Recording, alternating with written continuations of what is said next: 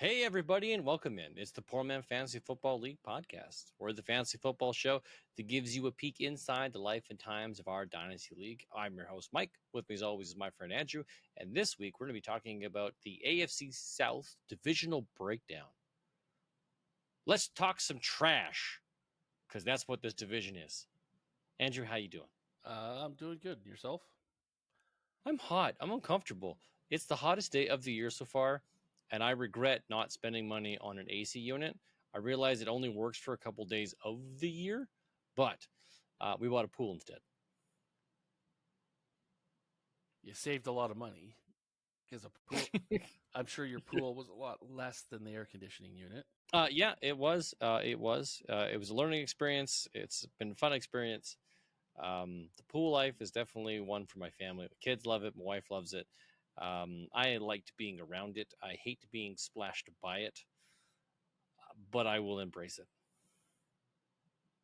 Are you worried about where you put it? All the leaves from the neighbor? Yeah. Okay, so there's no real good spot to put it. If I put it into the open spot that gets all the sun, that doesn't have all the drops from everything around it, then you can't get into my yard. Like it just blocks it off. So it has to be in one of two spots, all of which will just capture all the leaves and everything that falls from it. So there's no ifs, ands, or buts. No getting around that.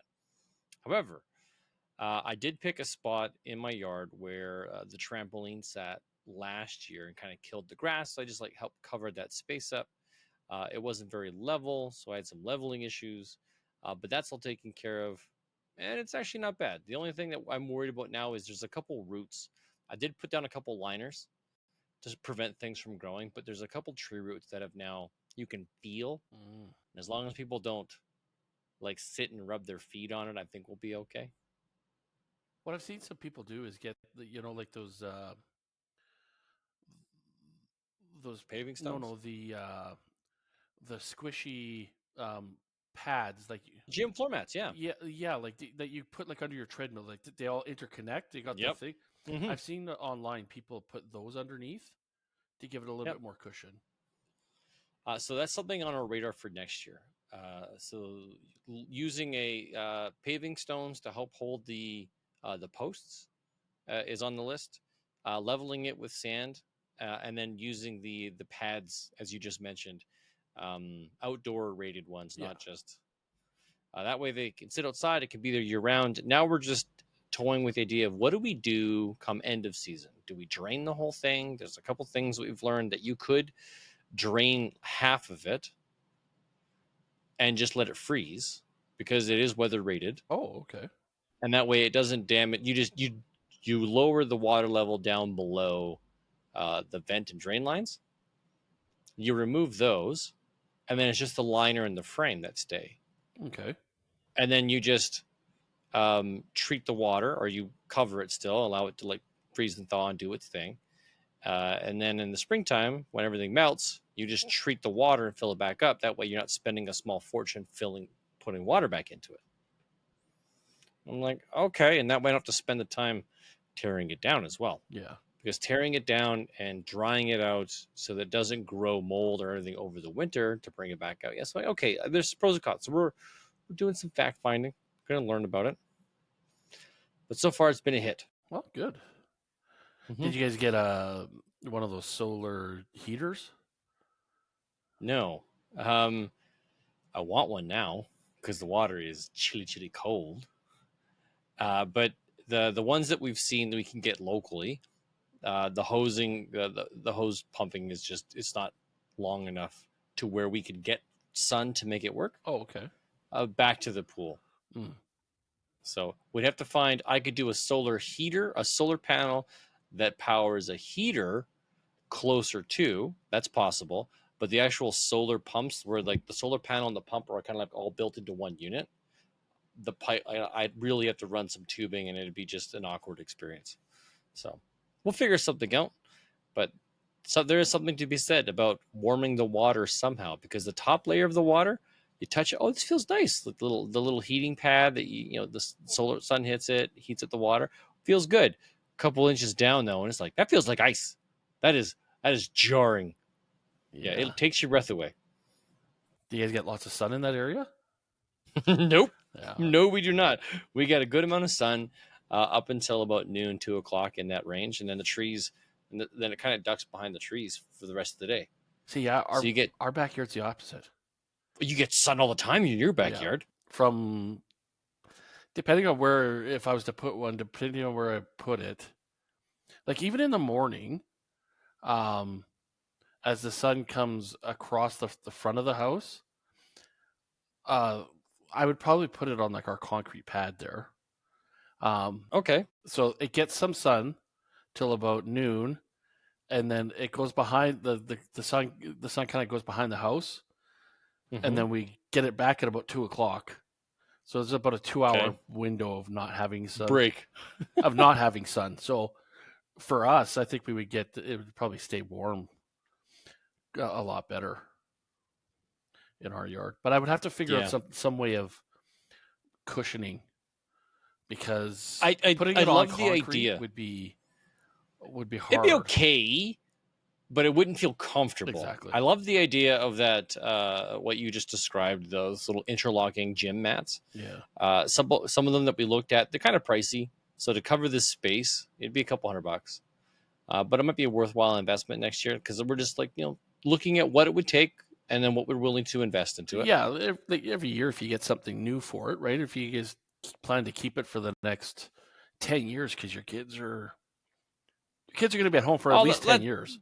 At least, yeah. They're probably not moving out even when they're going to school, because housing prices and everything are just crazy. Yeah. But I'm sure at the age of 20, they're not going to want to be hanging out in mom and dad's backyard dinky pool. They might want. They just might not want mom and dad to be there. Yeah, I suppose. But it's my house. Yeah. So, and you're just there to go to the public pool. You're there to embarrass them. So. Well, yeah, and Dad will jump off the top roof onto the trampoline, break my legs, and then fall in the pool. There you go.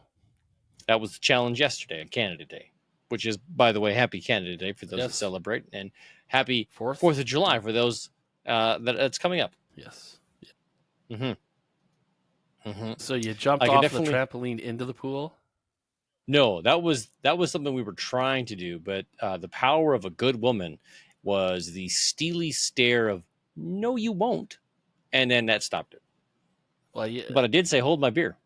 But I would also think that it wouldn't be deep enough that if you jumped from the trampoline into the pool, you'd smash your face on one of those roots.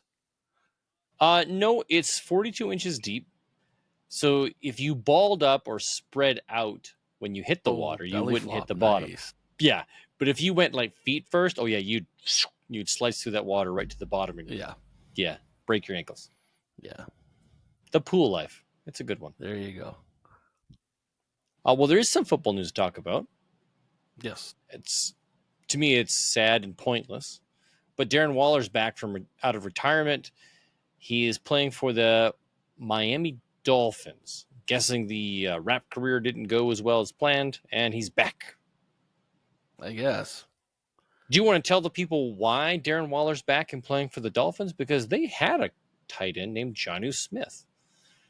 What happened to him? Well, he went bye-bye in a stupid trade. Yeah. This trade makes no sense to me whatsoever.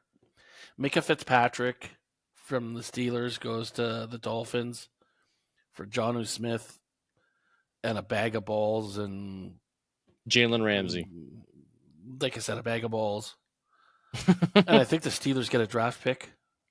Yeah, 7th rounder. Or the Dolphins maybe get a draft pick. I think the Dolphins get a draft pick. They did a swap. I think they... Yeah. Either way, it was like, okay, cool. You're making a trade. Jalen Ramsey didn't want to play for Miami. You got rid of him. Arthur Smith, the offensive coordinator, loves Jonnu Smith. Yeah, from maybe he's like days. The illegitimate son. Yeah, he's the illegitimate son he never had. Bringing him over, gonna run some tight end sets for Aaron Rodgers. See what happens. I guess that ends Pat Freiermuth. Yeah, sadly, I think it does. It doesn't help it. That's for sure. Unless they're gonna run 2 tight end sets, because they don't have any wide receivers outside of DK Metcalf. True. But also, didn't they draft a tight end too? They might have, but not one of note.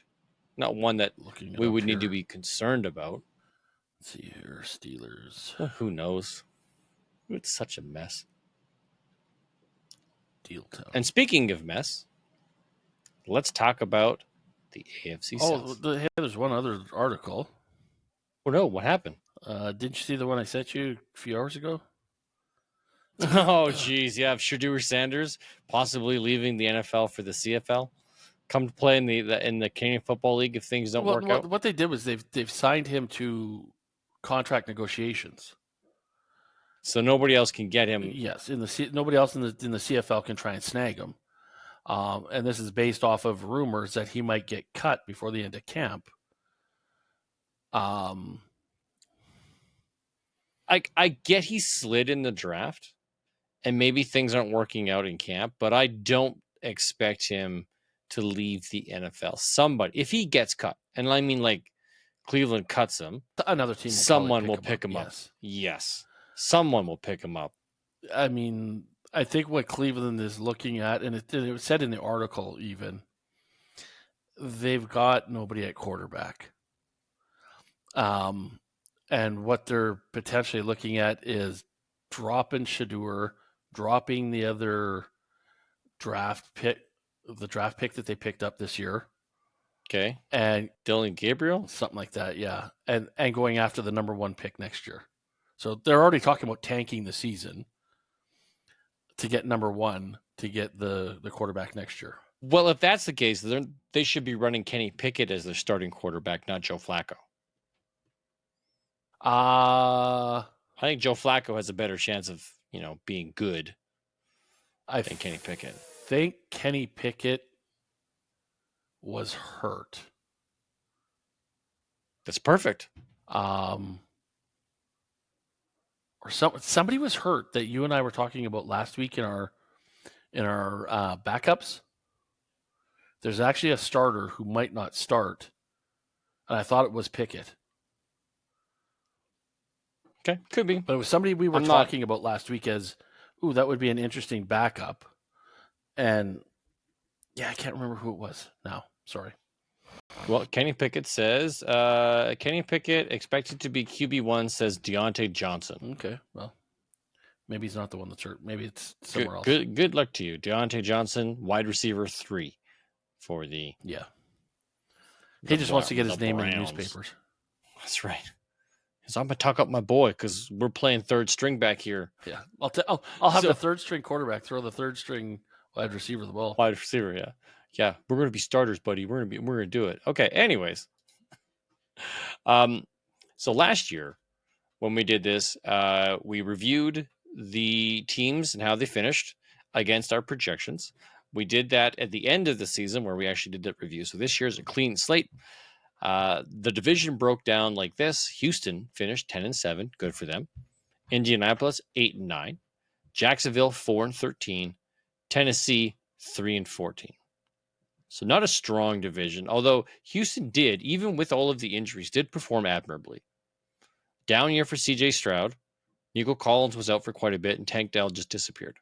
But if you steal 6 wins, if 6 of your 10 wins came against your own division, it's pretty easy to get a winning record, right? But you can, and I think that's how they're going to do it. And I don't know I don't know if they swept the division. I don't think they did, but I don't think they did either. But when I'm looking at this, I realize these teams, they've made some changes, and when I looked at their rosters, I'm not overly excited. Houston, I am. Like if CJ Stroud rebounds to his rookie season, level of performance.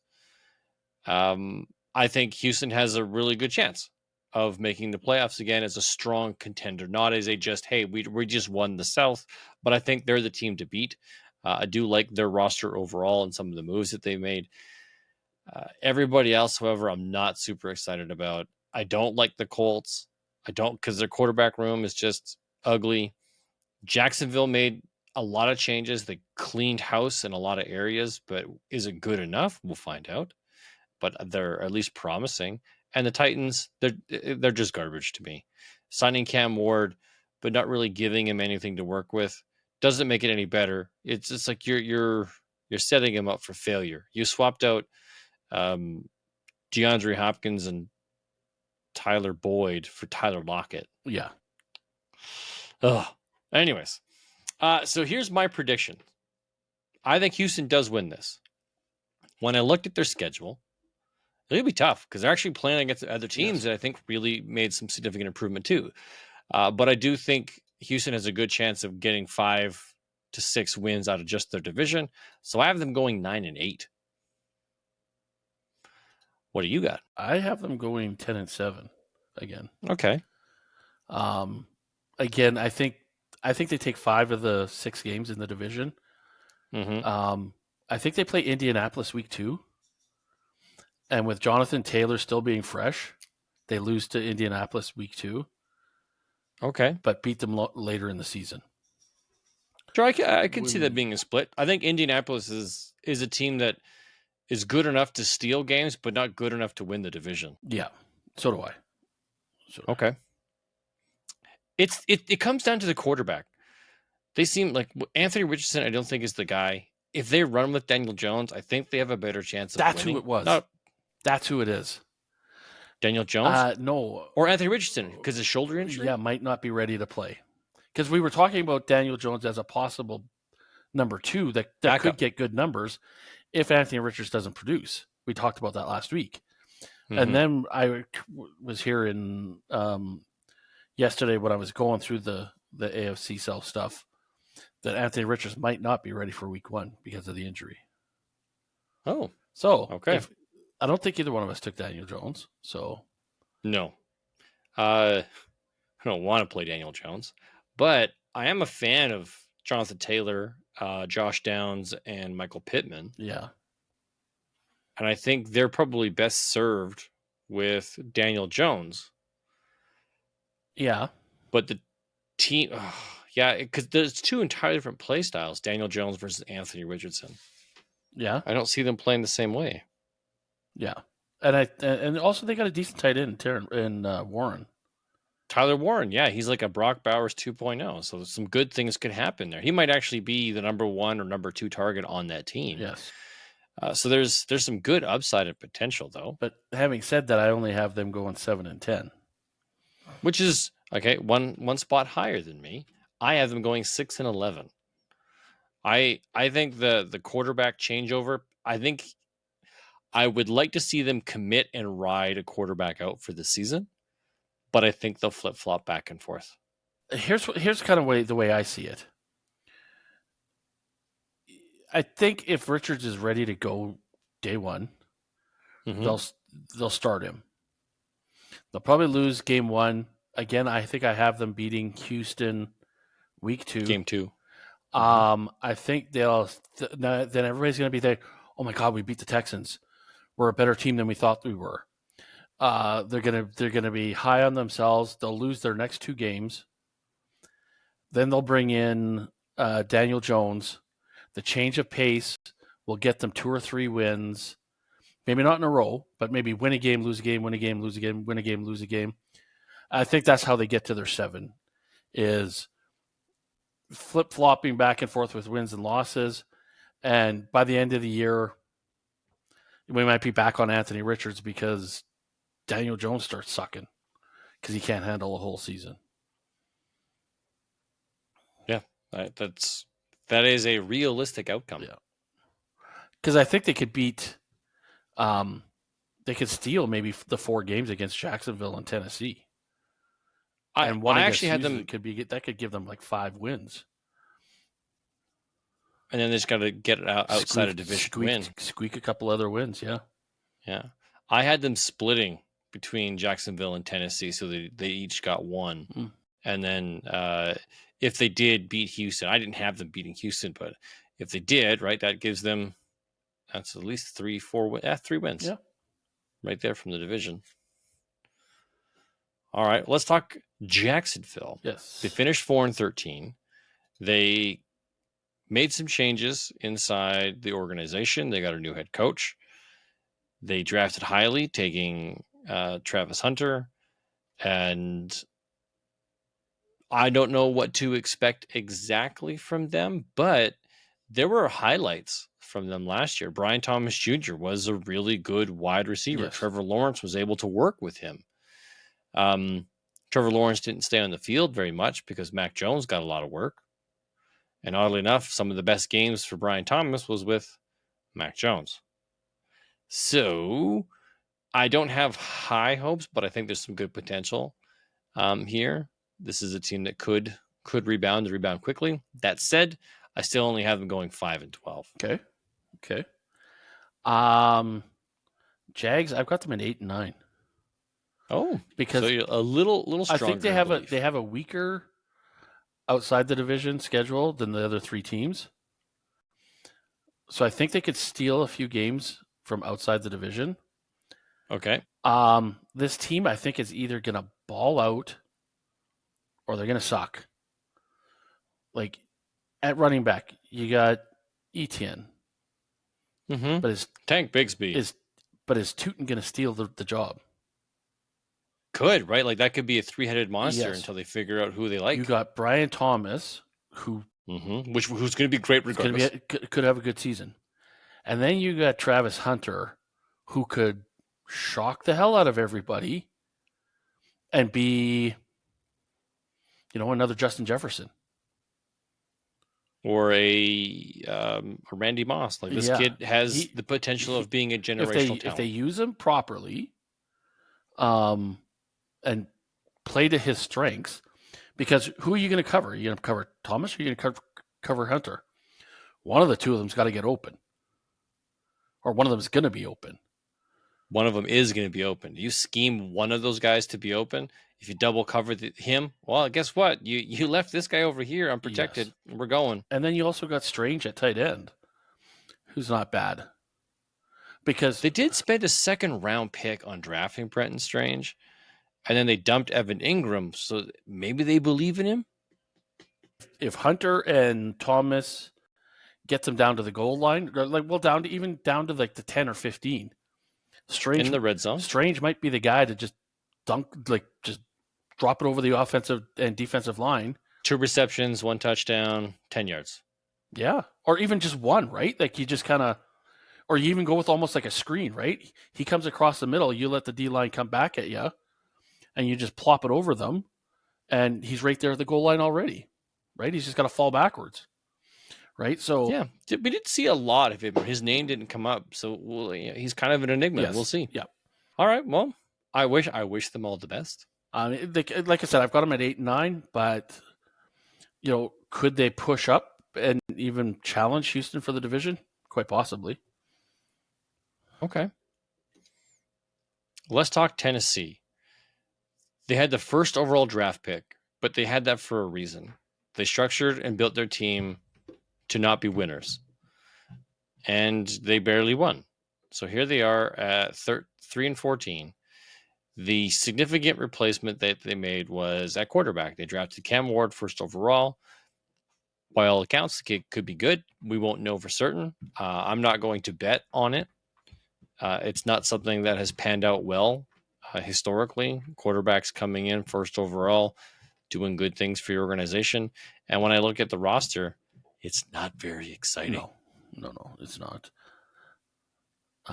So I kept them down at 4-13, saying, all right, maybe you get a little bit of the rookie quarterback bump, get a couple extra wins, but I'm not here for what Tennessee's bringing to the table. Yeah. And considering their backup quarterback is the rookie they took last year or the year before who really sucked. Will Levis? Yes. Come on. So their whole season depends on Cameron Ward and Lockett and Amorella, or however you say his last name. You were talking about Tennessee Titans. You need Calvin Ridley, Tyler Lockett, Chig Okonkwo. I've got Amorello as kind of a dark horse. We'll talk about those rookies here in a second. Yeah. Because they did spend the entire 4th round loading up on offensive talent. Yes. They have no running game whatsoever. Tony Tony Pollard and Tajay Spears, not great running backs, but not terrible. They're good running backs. But if you don't have an offensive line or a offensive scheme or system that can move the ball through the air and through the ground, having good running backs isn't going to help. But really, any team, and you go back to his time in Dallas, any team that has a defense that has a decent defensive line is shutting him down. It's not like It's not like your linebacker's got to step up and fill the box. They can play back. They cover the wide receivers and the tight ends because they know Pollard's not going to get more than 2 or 3 yards on a carry. Yeah, he's not an electric player. He's not going to break one out. He's not going to run over. He's not going to run over a defensive lineman. The defensive lineman get their hands on him. They're going to. Sure. That's why he's just a good running back. But if you can't throw the ball and keep people honest, they're going to be like, okay, well, we're just going to pressure you because we know you can't throw. So we're going to eliminate your run game and let you throw. And if something happens, great, but more than likely it's not. Yeah. And that's where I say, like, I think their whole season hinges on can Cam Ward do it. But even then, do you believe that Calvin Ridley or Tyler Lockett or even some of these rookies could be the thing that separates Cameron Ward from other rookie quarterbacks? The only one that I think, again, and I go back to it, is that the two rookies kind of gel together as rookies. Yeah. And, he has a year like CJ Stroud and Nico Collins. All right. But I can't see that, but that can't be their whole offense. They don't really have a tight end. Chico Conco is like an okay tight end, not a good one, just a good one. He's good for a game or two. Yeah, 17 games in the season, he's good for maybe 10 touchdowns, if that. That would be that's an incredible year. That would be an incredible season for him. Yes. So their tight end isn't really solid. The rest of their wide receiver room, I can't see it. He's got to get incredible chemistry with one of those wide receivers, or they're going to repeat. All right, well, let's just do this. I got them at 5-12. There we go. I've got them at 4-13. Yeah. Love how you're just like one, except for the Jacksonville Jaguars. You really believed in them. Let's just break down their entire Teen Titans. That's it. The Tennessee Titans roster. We know they're running Cam Ward as their quarterback. They've got Tony Pollard and Tajay Spears, Tyler Lockett, Calvin Ridley, Chico Conquo. The rookies that they drafted, 3 in the 4th round. Kymir Dyke, wide receiver, Gunnar Helm, and Alec Ayomanor. Yeah, that's how you say it. Yeah. And then they drafted a guy we're a fan of in running back Khalil Mullings from Michigan in round 6. Yeah, I can't see him stealing the show either. Not year he one. Might steal the backup role. Yeah, but not year one. He won't be a superstar year one. No. So looking at it, I don't know how much Calvin Ridley's got left in the tank. I think Tyler Lockett is washed. You don't have something to work with. At least when Caleb Williams came into Chicago at least tried to put some things in place for him to make it work. Tennessee, on the other hand, is like, we don't have a lot to work with. We'll have to let you work it out this year and then see what we can do for you next year. It's rough. Yeah. Yeah. And then if we moved up to Jacksonville, there's Trevor Lawrence, Travis Etienne, Tank Bigsby, wide receiver Brian Thomas Jr. It's the only name. Brenton Strange, tight end, a bit of an enigma because we haven't seen him really have the role to himself. Yep. We think highly of Travis Hunter. I think the world thinks highly of him. We'll see what happens if they're able to work him in well, how he's utilized, because he's a two-way player. They drafted running back Bashal Tutin in round 4 and running back LaQuint Allen in round 7. So I honestly, I do think Hunter and Tutin climb up in the ranks. And by the end of the year, they're the number 1 running back and wide receiver on the team. Really? Yeah. I think Tootin steals the job from Etienne. I think he'll start as number 2 ahead of Bigsby. I think Hunter's probably, to me, him and Thomas Jr. Ooh, that's gonna be an interesting camp to watch to see who comes out as the number 1. It's got to be Thomas, just because of the year he had to start. But yeah, like we just said a few minutes ago, if you double team Thomas, Hunter might rip you apart. It's all coming down to Trevor Lawrence. Can you throw the ball anymore? I would love to see a Jamar Chase T Higgins combo here. That would be, yes, but healthy, like where both of them are on the field a lot. Yes, but I'm not confident in Lawrence. I wish he hasn't shown it. Yeah, you're correct. He did 1 year and that's it. So I don't know. Who's their backup even? Nick Mullins is their backup quarterback. Like you hey, maybe if Shedeur does get cut, he ends up in Jacksonville. Stranger things, right? Okay. Yeah, it's not a deep roster, that's for sure. No, it's not. It's not. Well, then let's move to Indy. We know there's a quarterback battle between Anthony Richardson and Daniel Jones. Yes. I'm going to see if there's any update on Richardson. Sure. If he has any. And then their running back is the incumbent, Jonathan Taylor. And then you've got some decent wide receivers in Pittman, Downs, and Pierce. And then who is their tight end? Tyler Warren, rookie tight end. Yeah. Tyler Warren. Clearly going to be the starting tight end. There's no ifs, ands, or buts. Yeah. All right, so Anthony Richardson shows, this was 18 days ago from Fantasy Pros, saying that Anthony Richardson is expected to be fine by the beginning of training camp in July. Richardson met with a doctor who revealed the news to him. He will not require surgery, as rest is expected to be what is needed to get him fully healthy. He will enter training camp in a battle for the week 1 starting role with Daniel Jones. There we go. But again, anything can happen, right?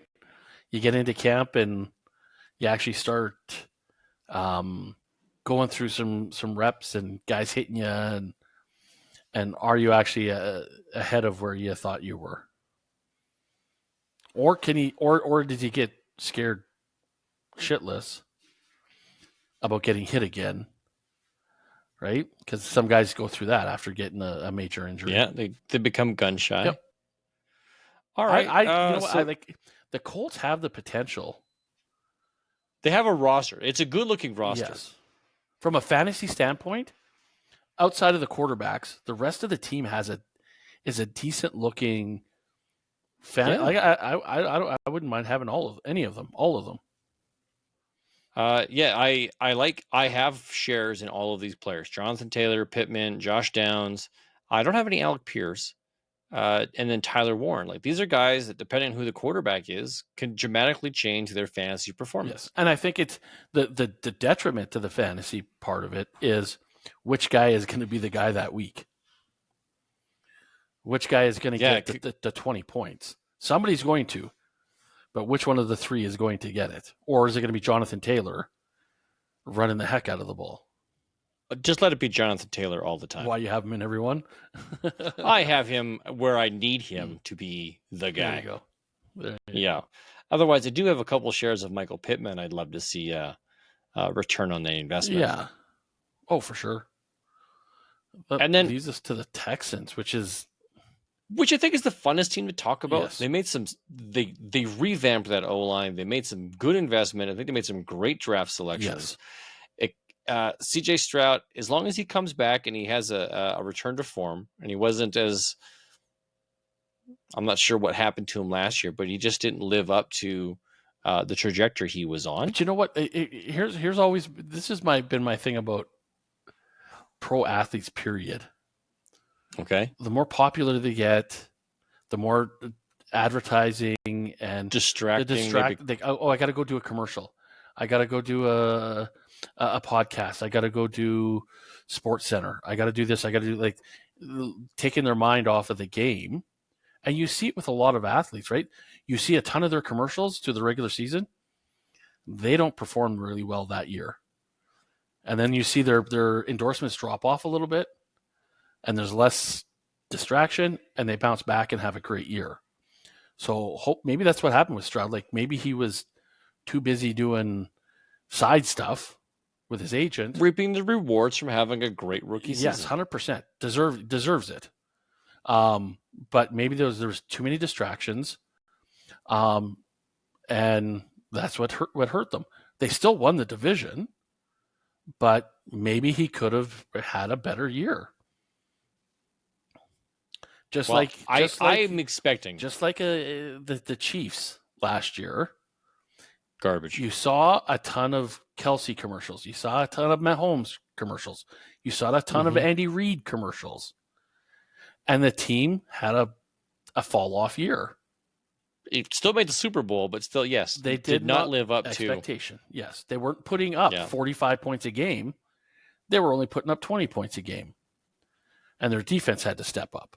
So it's like Rocky in Rocky 3. Yes. Where it's like, hey, look, man, you beat Clubber Lang, but you lost the fight. You didn't have the eye of the tiger. And then you had to go and fight Dragoff in Russia, but you had to go and train. You had to learn because your buddy died. You had to lose somebody.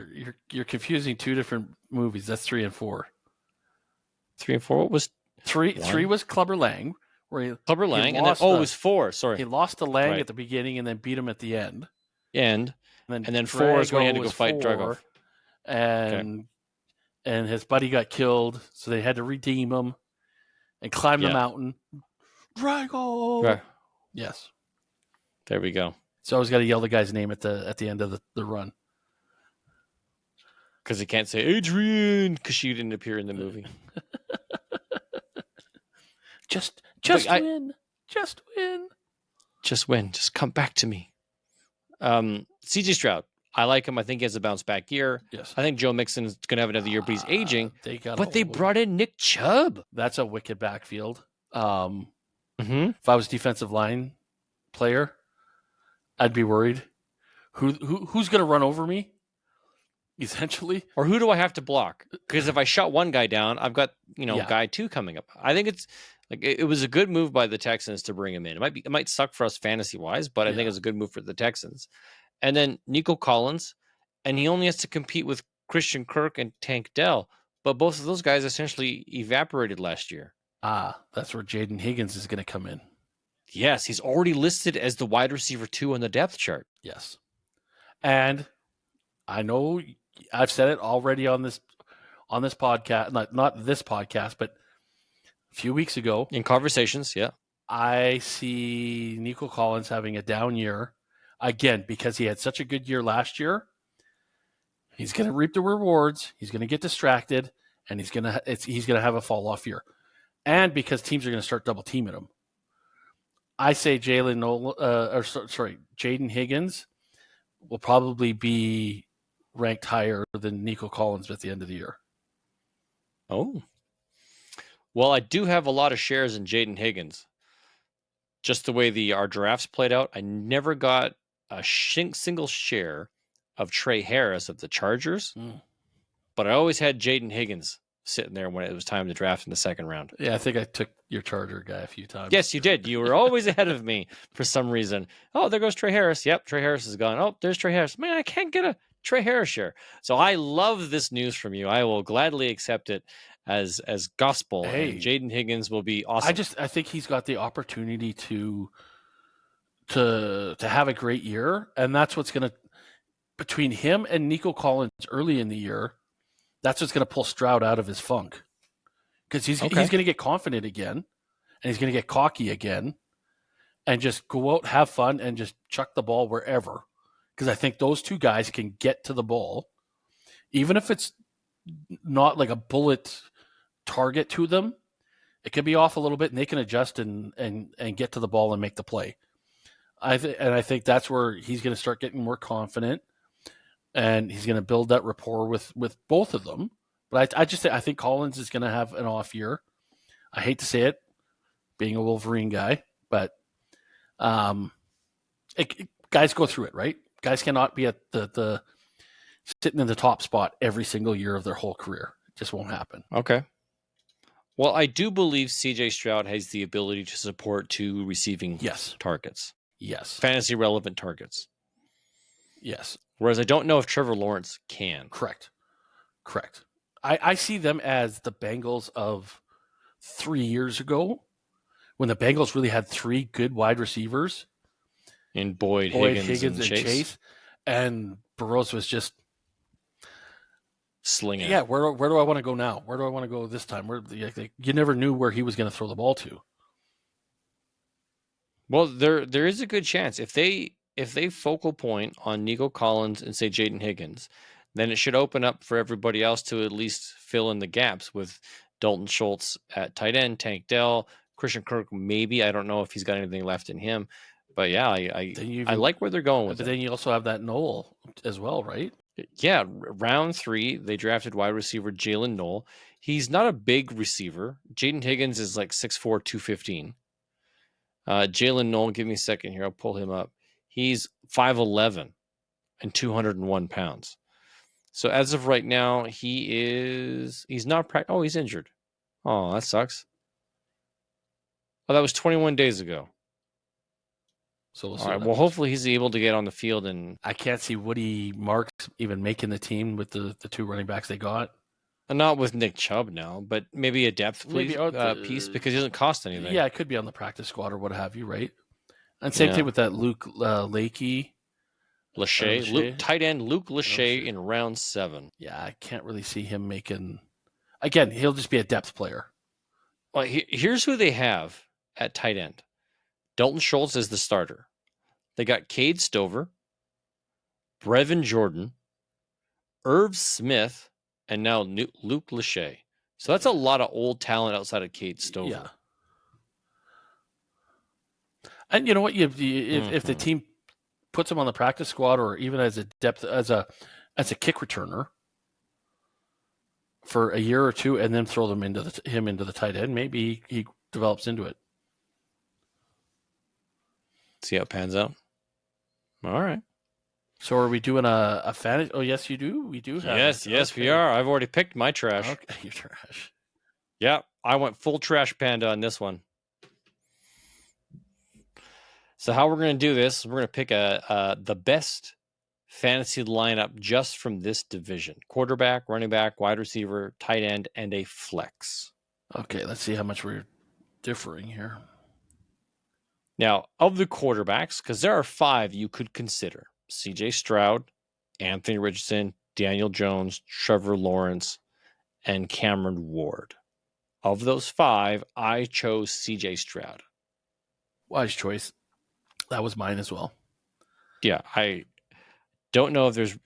Could you possibly justify anybody else?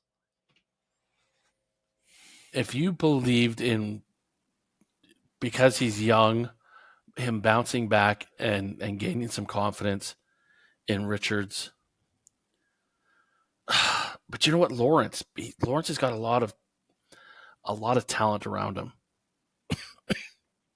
Richardson has the running capability to his game, but I think you're right. I think, to me, if I had to pivot and I couldn't pick CJ Stroud, Trevor Lawrence would probably be my next pick. Yeah, mine as well. Just because he's got so many weapons around him that could help benefit him. Even if he doesn't have to chuck the ball down the field 50 yards at a time, just do your 10-yard dunks. Dinkin' dunks. You got guys that you can throw it to. Okay. Okay. Running back. That's an easy one. Couple choices here. There's actually a couple choices. I'm torn. I went one way, but I could be convinced to go another. I think there's 2 clear choices that you could take here. Oh, wow. Now that I'm looking at it again. And to me, it comes down to who the quarterback is. You got 3. Okay. Yeah. Yeah, I'm changing. Well, mine. I'm going to tell you, I went Jonathan Taylor. Yes, that's who because I had believe. as well. Oh, and you're pivoting. Okay. I picked Jonathan Taylor because I believe Daniel Jones will be the starting running back or starting quarterback, which will allow Jonathan Taylor to have the Saquon experience with Daniel Jones, as in, save me, catch this ball. Okay. That was my thinking there. Otherwise, the only other option I would consider would be Joe Mixon, because Joe Mixon has just been good forever. One of my guys was, and I don't know why I'm high on this guy for some reason. I don't know. Something tells me he could be a really good player.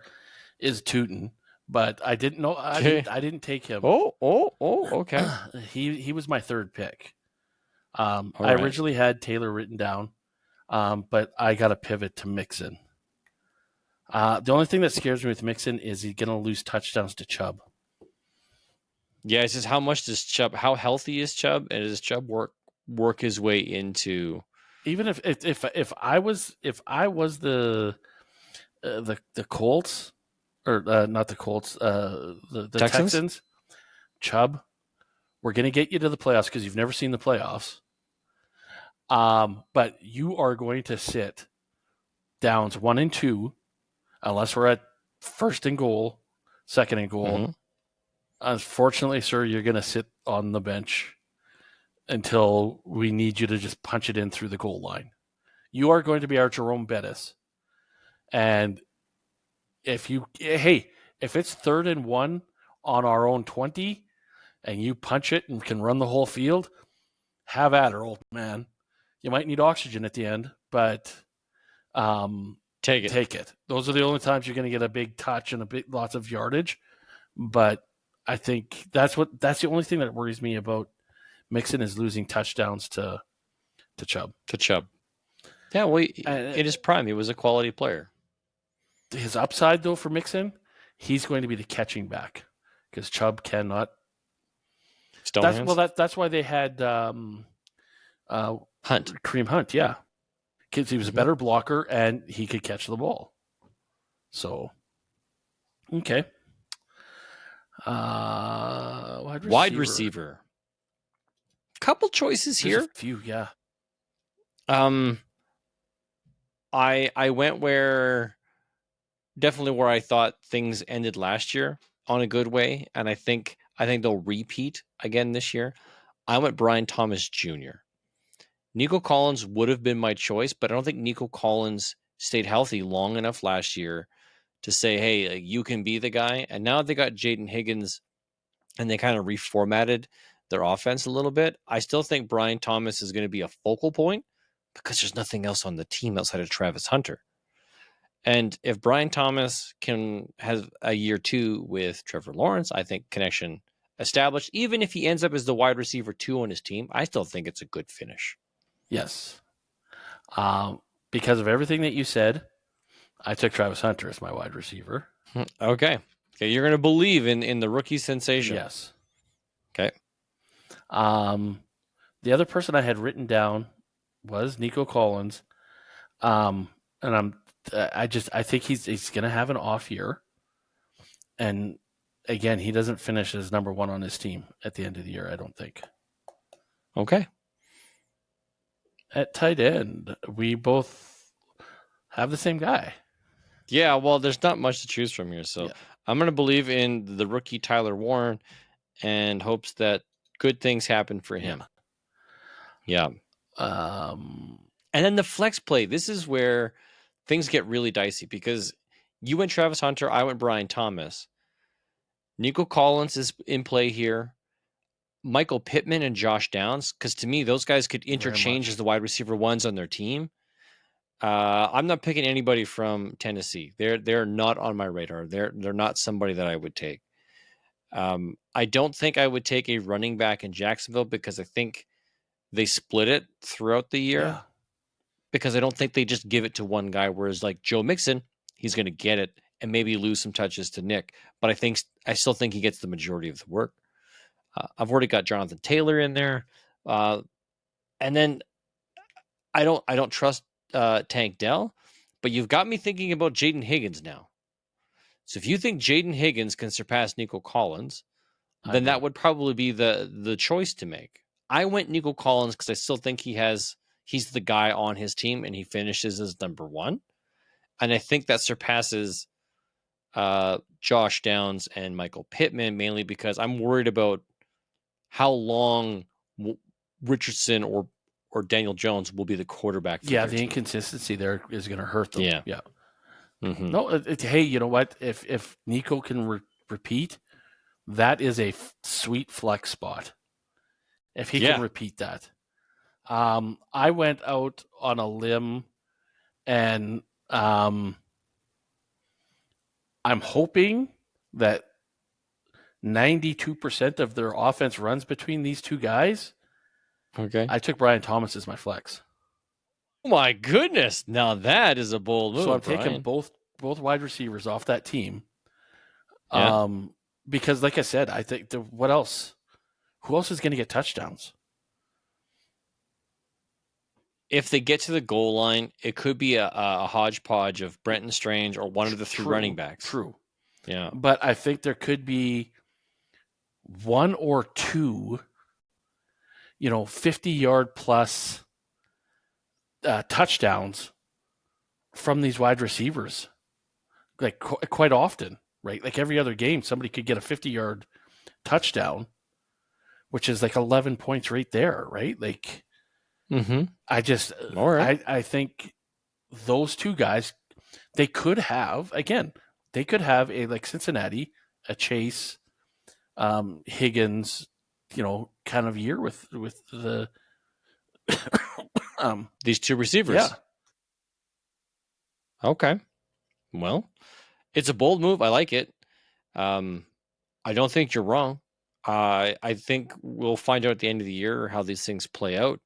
I would not be surprised if it's Travis Hunter and Brian Thomas as the 1-2 inside this particular division.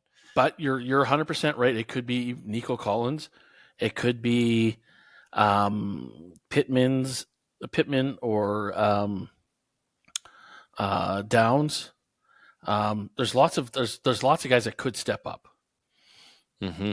I mean, this division I think is going to be, like you said at the onset, it's a garbage division.